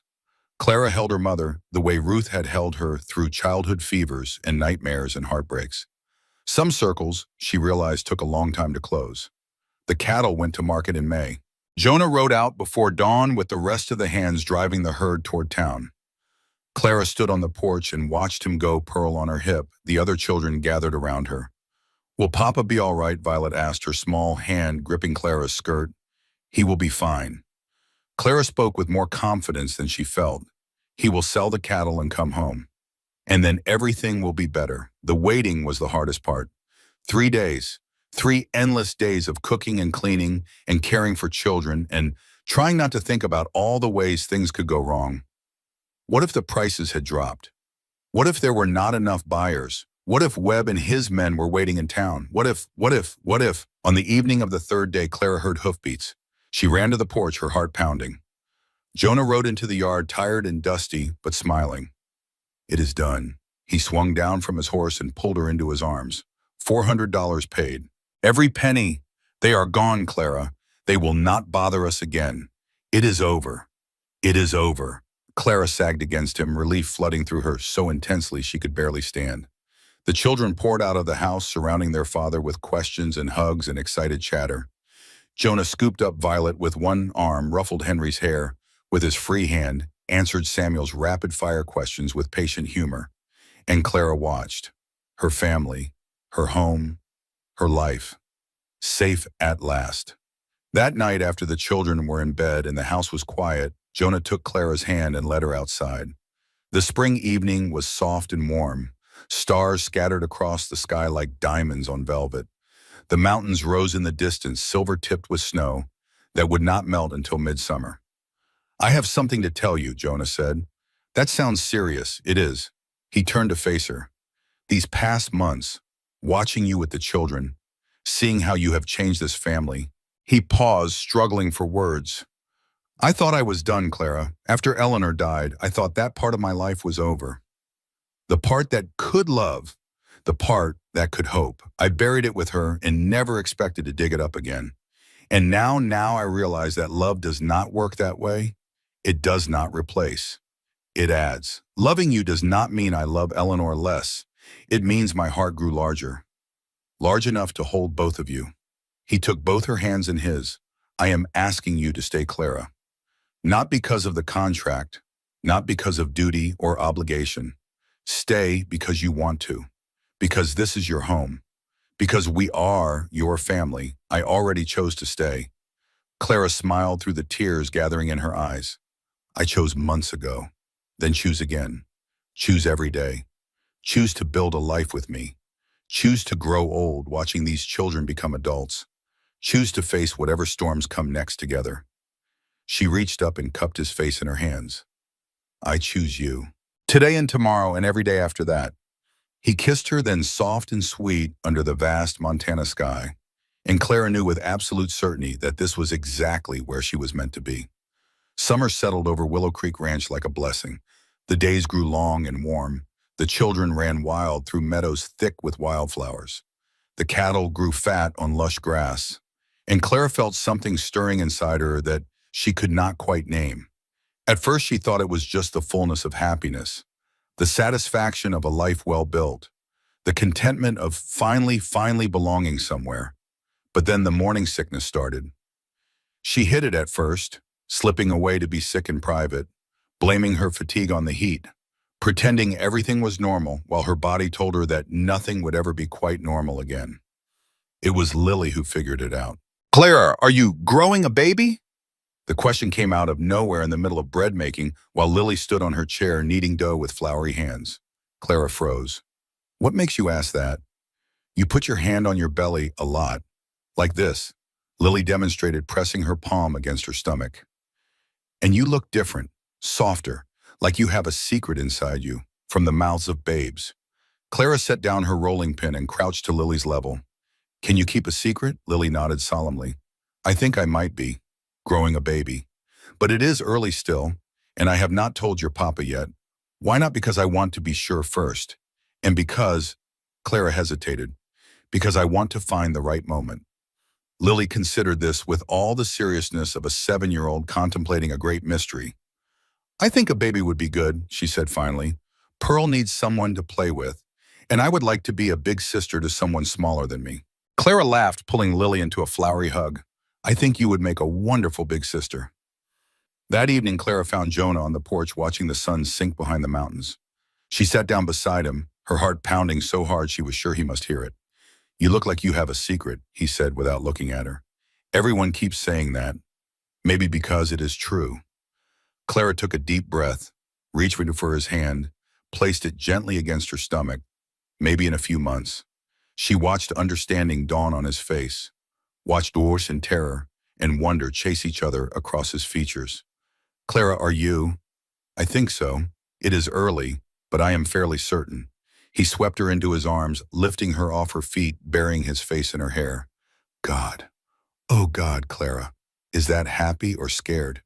"Both, definitely both." He pulled back to look at her. "Are you all right? Are you happy?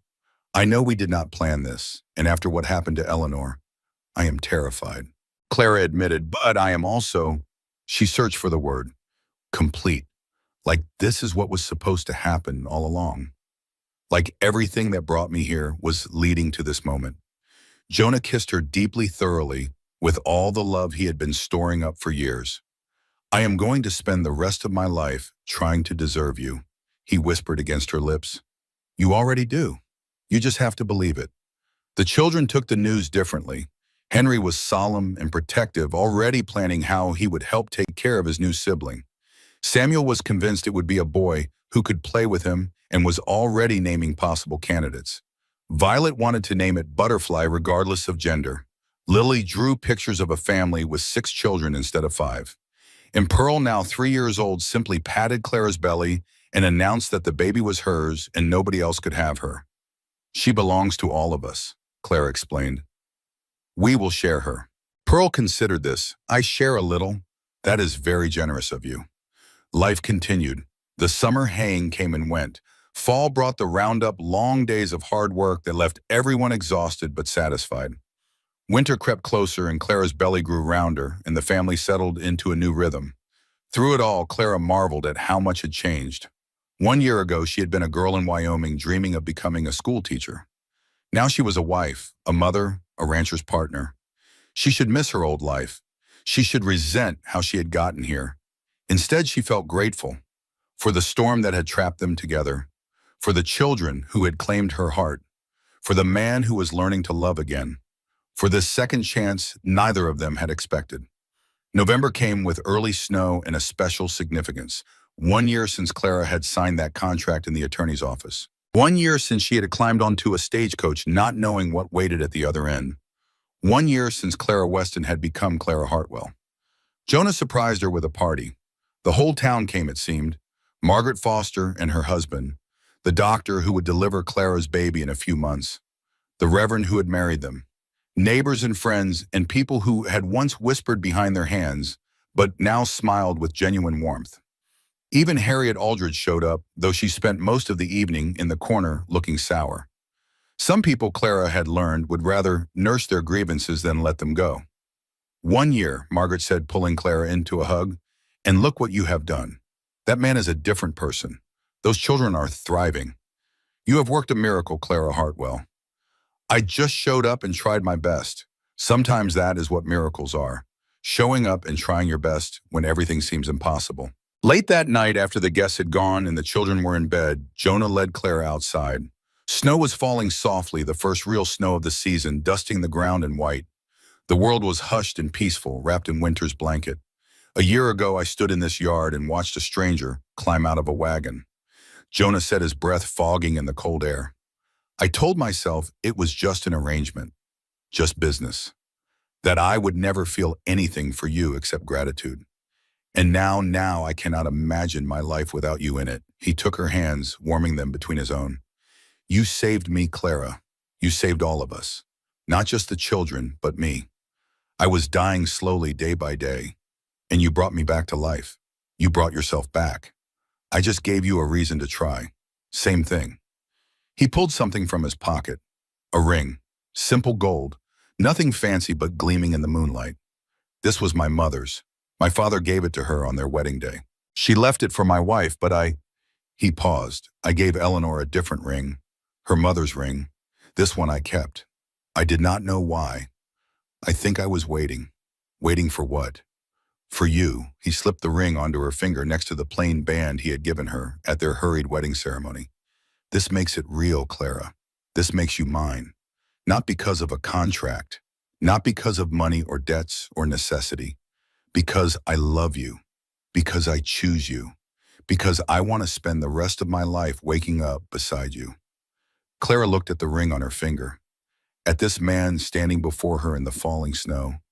At the house behind them full of sleeping children and warmth and love. I choose you too, she whispered. Today and tomorrow and every day after that. He kissed her, then soft and sweet snowflakes melting on their skin. When they finally went inside, Clara paused at the door to look back at the night. 1 year ago, she had been a girl sold for $300 to save her family from ruin. She had arrived at this ranch terrified and angry, certain her life was over. She had been wrong. Her life had not ended that day in the attorney's office. It had just begun.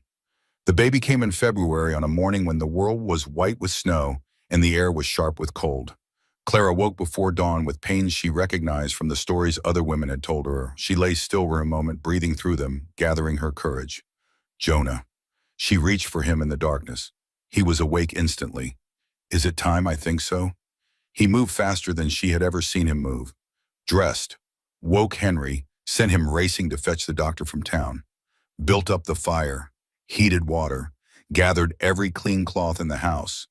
The children should not be here. Clara gasped between contractions. They should not see this. I will have Henry take them to the Fosters when he gets back. Jonah gripped her hand. Everything is going to be fine. Do you hear me? Everything is going to be fine. She wanted to believe him. She wanted to believe with all her heart. But she knew the risks. She knew what had happened to Eleanor. And she was afraid. The hours that followed blurred together. Pain and fear and the steady presence of Jonah beside her, holding her hand, murmuring encouragement, refusing to leave even when the doctor suggested he might want to wait outside. I am not going anywhere, Jonah said fiercely. I was not there when Eleanor. I could not be. But I am here now. I am staying. Clara squeezed his hand through another contraction. I love you. I love you too. Now stop talking and push. She pushed. For hours it seemed, until she had nothing left, until she was sure she could not do it anymore, until she was ready to give up. Then suddenly, finally, a cry split the air. It is a girl, the doctor announced. A healthy baby girl. Clara sobbed with relief and joy and exhaustion. The doctor placed the baby in her arms, this tiny, perfect creature who had fought her way into the world. Dark hair like Jonah's, blue eyes like Clara's mother Ruth, a rosebud mouth already searching for food. Hello, sweetheart, Clara whispered through her tears. Welcome home. Jonah leaned over them, his weathered face wet with tears of his own. She is beautiful, Clara. She is so beautiful. She is. What do we name her? Clara looked at this man who had become her everything. This man who had lost so much and somehow found the courage to love again. Eleanor, she said, for your mother, and Ruth for mine. Eleanor Ruth Hartwell. Jonah's breath caught. Is that all right? It is perfect. He pressed a kiss to Clara's forehead, then to the baby's. It is absolutely perfect. The children came home that evening, tiptoeing into the bedroom one by one to meet their new sister. Henry was solemn and protective. Samuel was disappointed she was not a boy, but grudgingly admitted she was pretty cute. Violet was immediately in love, announcing that Butterfly would have been a better name, but Eleanor was okay too. Lily held the baby with careful wonder. She looked up at Clara with eyes that had seen too much and survived anyway. She is so small. She will grow. I will help take care of her. Lily said it like a promise. I will teach her things. How to be brave even when she is scared. How to find her voice even when it is hard. Clara's heart swelled. I know you will. And Pearl, now 3.5, climbed onto the bed and announced that the baby was hers, just as she had predicted. She belongs to all of us, Clara reminded her gently. We share. Pearl considered this with the gravity of a queen making a royal decree. I share a little more now, she decided, because she is very small and needs a lot of love. That is very wise of you. Jonah gathered his family around the bed, 7 of them now. This impossible collection of wounded hearts that had somehow found their way to healing. He looked at Clara, at the baby in her arms, at the children crowding close. I do not deserve this, he said quietly. I do not deserve any of you. You deserve everything. Clara told him, you deserve love and happiness in a house full of chaos and noise. You deserve to wake up every morning knowing you are not alone. I do not feel alone anymore. His voice was rough.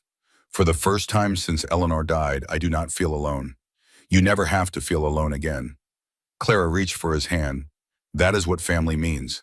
Years later, when people asked about the Hartwell family of Willow Creek Ranch, they always heard the same story.